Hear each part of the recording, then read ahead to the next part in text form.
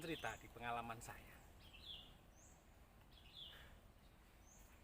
Sebelum saya punya kandang sapi, saya terus belajar ilmu bagaimana beternak sapi. Padahal boro-boro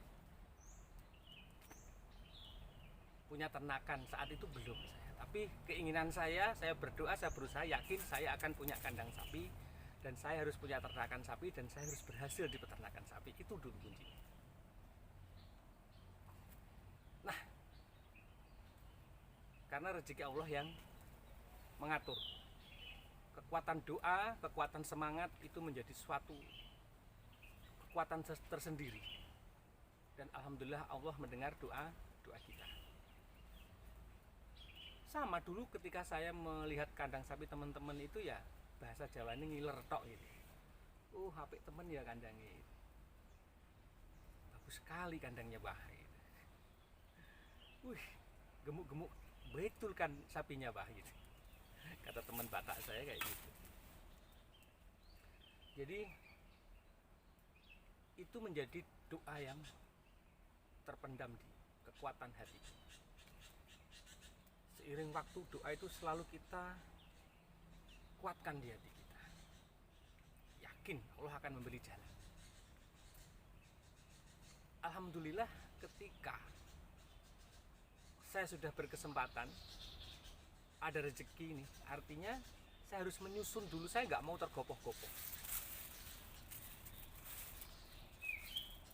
Karena semua harus terencana dalam benak pikiran saya. Saya punya rezeki, saya buat kandang dulu. Entah nanti kapan isinya ya sambil kita berusaha tentu. Setelah itu saya buat kandang 1,5 tahun itu baru semacam ada gambaran saya mau beli sapi gitu. Walaupun dananya belum di tangan. Seiring itu saya menanam rumput pakcong. Padahal belum ada sapinya gitu. Tapi udah ada kandangnya. Jadi langkah pertama ada rezeki saya buat kandang, kemudian saya persiapkan tanaman pakcong untuk pakannya, untuk hijauannya. Berdoa lagi deh, terus semangat. Alhamdulillah mulai ada rezeki, saya terbeli bibit sapi. Ya, 1 ekor. Alhamdulillah. Doa terkabul. Ada rezeki lagi, alhamdulillah bisa nambah 1 ekor lagi. Jadi 2. Ada rezeki lagi, nambah lagi 1 ekor lagi, 3.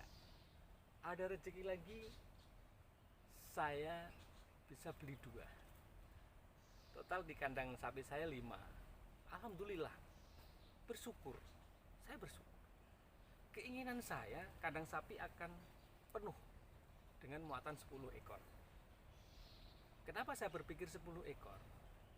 Saya berpikir untuk waktu tenaga saya merawat sapi itu jangan sampai tidak terurus dengan kegiatan yang lain. Ketika nanti saya ada pengembangan, itu saya harus atur bagaimana ada tenaga kerja yang bisa kita rekrut untuk ngerawat di kandang kita. Kemudian juga kesediaan hijauan, kita pikirkan juga, kita nggak boleh ngawur. Kalau saya kekuatannya 10 ekor ya, saya harus persiapkan hijauan untuk 10 ekor. Karena kalau beli itu sakit deh, sakitnya tuh di sini gitu. Seikat segini 5.000, bayangin. Kebutuhan sapi 1 ekor untuk hijauannya 1 ikat saja udah 5.000. Kalau kita punya sendiri tinggal panen deh. Nah, ini trik dan tips saya bagaimana jika kita merancang untuk ingin menjadi peternak sapi. Kemudian jangan takut dengan pakcong ini ketika nanti sampai batangnya kayak tebu gini ya. Nah ini sampai tua-tua kayak gini, tidak apa-apa. Ternyata di Pak Cong ini ketika kita chopper lembut, kita kasihkan sapi, dimakan semua. Ini kelebihan Pak Cong dari rumput yang pernah saya tanam, kayak gajahan biasa, kemudian rumput apa namanya, odot. Ternyata ini kelebihan Pak Cong. Nah, teman-teman, itu ya sedikit sekelumit cerita gambaran tentang bagaimana saya beternak sapi.